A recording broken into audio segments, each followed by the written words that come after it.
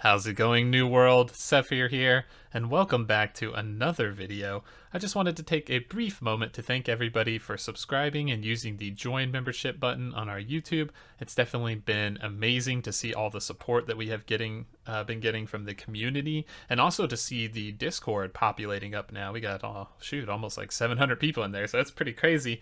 So nice to see those kind of good things, but we will go ahead and jump right into the topic of the video today, and that is going to be New World weapon leveling tier list, right? So we are going to look at what weapons are best at leveling up. And this is going to be thinking about what you're going to have available to you in the early talents, what kind of weapons scaling there is, and mechanic thresholds for the attributes and things like that nature. So we'll go ahead and dive right into that. And I think the best way to do this would probably be to use like a tier list maker. So we'll go ahead and hop on over to another section so that we can get that there. All right, and here we are on the tier maker website. I will put a link below in the description so that you can check that out in case you kind of want to play around with some of this stuff yourself. But basically, you will see up here, this says leveling, New World leveling tier list maker, right? Leveling. So this is not talking about in-game. I am not talking about what the best weapon is forever. I'm talking about what is the best weapon to use while leveling up. That's it. Strictly that. So we'll go ahead and go in here. We're just going to grab the first item on the list and go ahead and talk about it a little bit. So this is the bow. The bow is actually a very high dex damage dealing weapon, and it can be pretty nasty, especially at the lower levels, especially at long range and with headshots. So we're going to go ahead and put this in the S tier category, as it does quite a tremendous amount of damage. It also has several good AoE skills, which makes it very ideal for leveling. So like the more AoE skills you got, the better you can clear dungeons and things of that nature. But also it having high single target hit scaling is going to be a good way to go. I know you can get several skills really early, like the penetrating shot, the rapid shot, and things of those nature that are just high DPS abilities, right? Just high damage. And especially Rain of Arrows for dungeons. That's nutty ability. It does 150 weapon damage plus a pretty much 100% bleed over 10 seconds. So quite high scaling on these abilities. So definitely a nice one to have. It does have good mobility as well. So that's another thing to take into fact, is that a lot of its skills and just switching to the weapon will allow you to gain movement speed, and travel speed means a lot, right? So that's going to bump it up there on that tier list. The next one we have is the Fire Staff. It does have good mobility. That's actually true. It also has good AoE damage. It just suffers a little early from like mana and things like that. So we're going to go ahead and put this in the C tier, as I think it's decent, but maybe not the best. And actually, you know what? Now that I think about it, let's bump it up to B tier, because the mobility alone on it does make it a little bit better, because you could use Burnout to get pretty much across entire rivers in New World. And so having this weapon to kind of clear you across what you would normally be like wading through this thick, heavy water and taking forever, that mobility is really nice. And it does have good AoE damage, but that damage doesn't really kick in to like level 35 onward. But if you can somehow get there, then this weapon will keep going up and up and up. And eventually at 60, it hits S tier, but right in that section, it's not the hottest. No pun intended. Well, definitely pun intended. Man, I gotta stop making these puns. But anyways, yeah, Fire Staff has mana problems early because you don't hit that 200 intellect threshold, so you don't get the dodge to mana. So you're gonna have to be relying on things like the heavy attack talents that restore mana, or pots, or things of that nature, and it just gets kind of clunky. Not to mention the damage scaling on a lot of different things seems to just outshine this weapon. So we'll go ahead and leave it in the B tier. I think it's safe there. The next one we have is Great Axe. Great Axe has been a pretty good weapon for a long time. It's very simplistic in its style, and I think it's very new player friendly. Definitely going to go in the S tier for this one. Great Axe is a phenomenal leveling weapon. It has damage, it has AoE damage, it has movement speed with charge, and also Bloodlust, and several other movement speed abilities that just generate massive, I think up to like 50% increased movement speed. Is crazy. It also has life steal built into the kit. So this is kind of like the end all be all weapon for leveling. Like, it's very hard to get much better than this. Not to mention that it scales with pure strength at a high scaling value because it is two-handed weapon. So it's going to get a lot of damage numbers for early points in strength investment, which is going to be really nice to see. Definitely a great all-around weapon. Does tons of single target damage, tons of AoE damage, especially with like Gravity Well and the ability to use Reap and things of that nature. Plus its attacks just kind of naturally cleave anyways. They have a really big hitbox. So yeah, this is definitely a good go-to for sure. Next we have the Hatchet. The Hatchet is a strength and dex hybrid weapon. It actually scales with both. It's pretty solid, and we're definitely going to put this in the S tier because the Hatchet's signature ability, Berserk, will allow you to heal 30% of your HP over a portion of time, which is insane, right? Anything that gives you the ability to heal in this game is really good. It also does a lot of single target damage. You have the ability to chase people down. It gives you mobility in the open world with Berserk movement speed. It's pretty much the perfect solo weapon, right? Like, you can't ask for much more.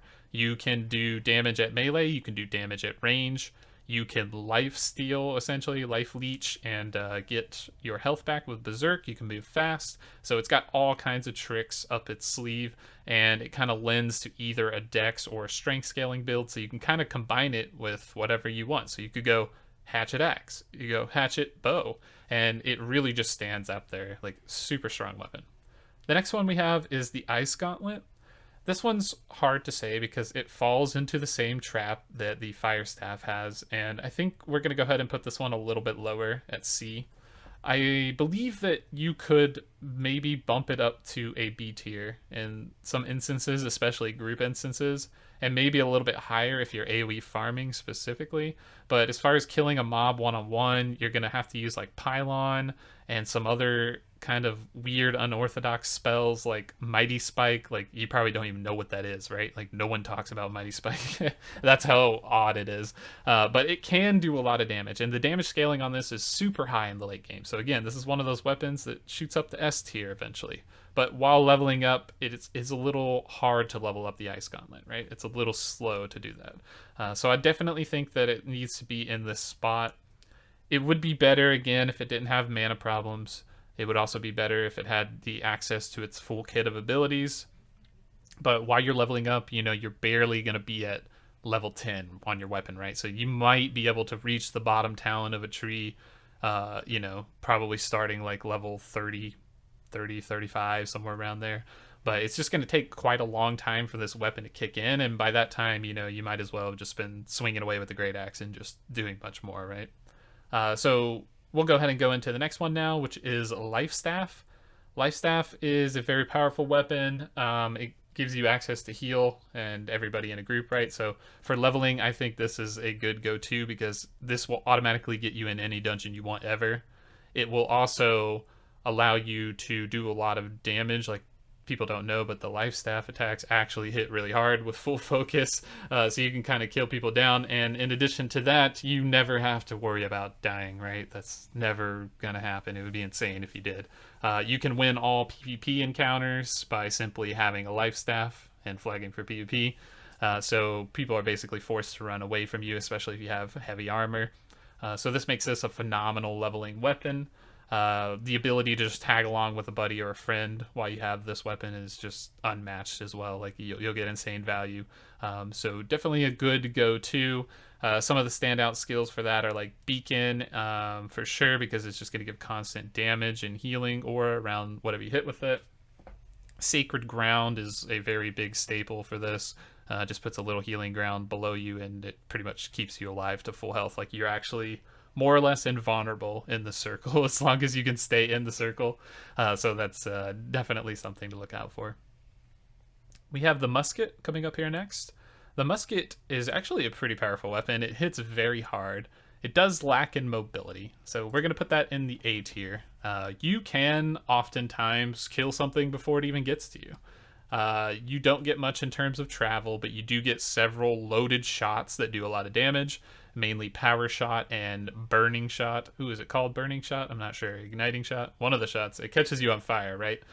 So that's the really good one. And I think the best ability here is called Shooter Stance, especially the upgrade where you get 5 shots, but it allows you to just kind of turn your musket into a machine gun for a brief moment of time, right? So you can pretty much get rid of any regular mob before it even gets to you.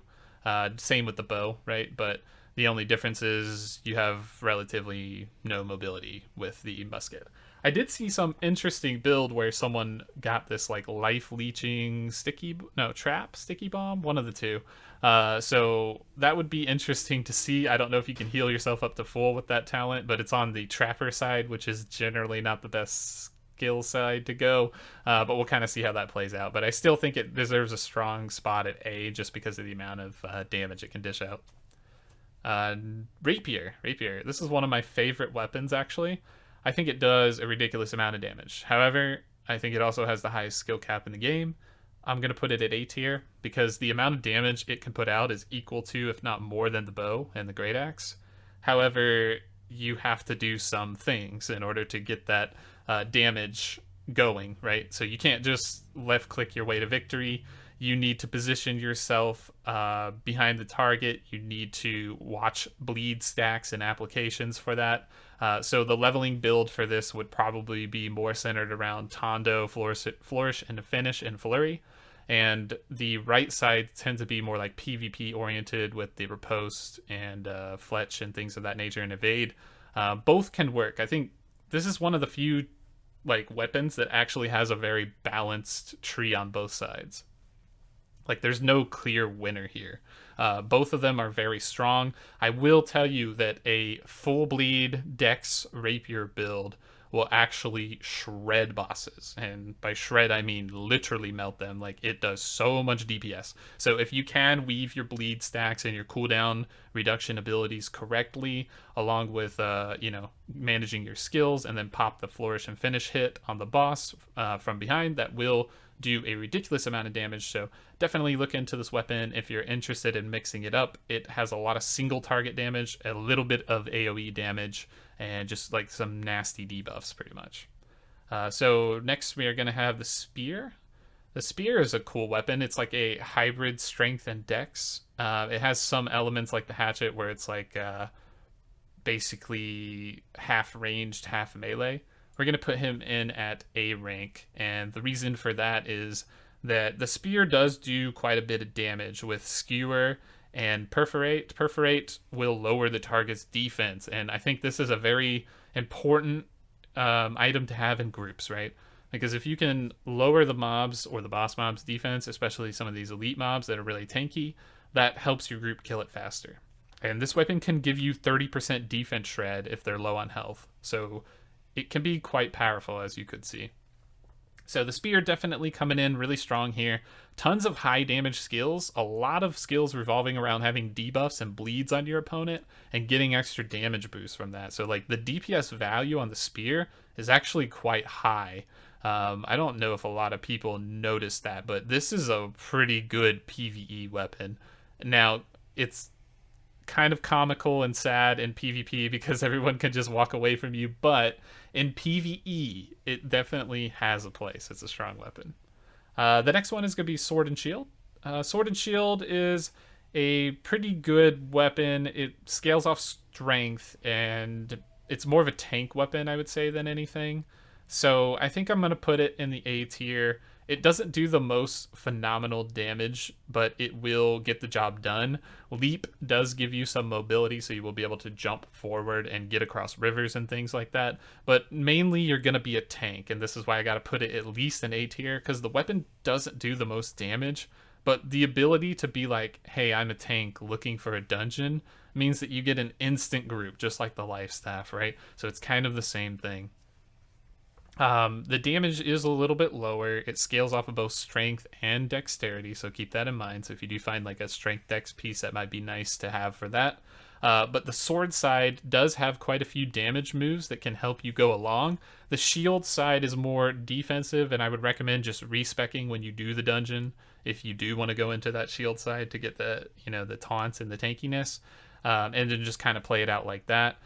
But the sword side does have a few abilities that do quite a bit of damage. They have a lot of abilities that refresh cooldowns and some built-in like internal crit and things like that for the sword. So it's definitely not a bad weapon at all. It's very new player friendly. It's like the first thing you start out the gate with. And just a pro tip, if you do start out the gate and you will be using sword shield, make sure you do not skip the full tutorial, only skip part of the tutorial. So you're going to do the part where you go to Captain Thorpe and you talk to him and he dies and drops the bag, right? You have to do that. And then normally you can skip, but instead of doing that, go a little bit further where it makes you go into like a cut action scene with this mob where it wants you to learn how to break his guard block. And once you get that, you get a free skill up in sword. So it's like a free whole level. So go ahead and do that, and then you get that, then you exit out. So you do not fight Captain Thorpe in the tutorial, you just exit out after that. And it'll allow you to keep that extra skill point that you're going to get for free. Trust me, you'll thank me later. It's a nice boost. So finally, we will have the hammer coming in. The hammer is interesting. It's hard to place. I'm going to put it in the B tier. And it does have great AoE potential. If you are a player that is running hammer, you can gather up a lot of mobs and you can mow them down. You can also do a lot of damage in dungeons. It's just that the auto attacks on it are not great at all. The main damage just comes from the skills, and from what I can see, there's no way to like permanently spam those skills, right? The one thing that the hammer does have going for it, and why it's in B tier and not C tier with the Ice Gauntlet, is that it has a armor shredding ability. So when you hit somebody with armor break, it shreds 15% of their armor with an additional talent, and that's for the whole group. So it's kind of in the same category with Spear, where it's going to lower down the armor. I would recommend going like Great Axe Warhammer and then just using the Warhammer for the cooldowns. And then that way you get that armor shred in, and then hopefully somebody else in your group has a spear as well. And that would be quite nice. So as you can see, this is kind of the breakdown for the tier list here. Again, this is all focused around leveling up and what's going to be good early. Take it with a grain of salt. It's my personal opinion. It's not going to be 100% accurate, as I'm sure there are other people who may have better ideas or different ideas, and that's okay too. Thanks for watching, everyone. I appreciate all the support. Make sure to like, subscribe, and hit the bell icon. Also, if you check out the join button and want to support the channel further, that would be greatly appreciated. We do have a Discord for all new world players. If you're looking for like-minded people or someone to play with, be sure to check it out. It will all be in the description down below. Thanks for your time, and we will catch you in the next video.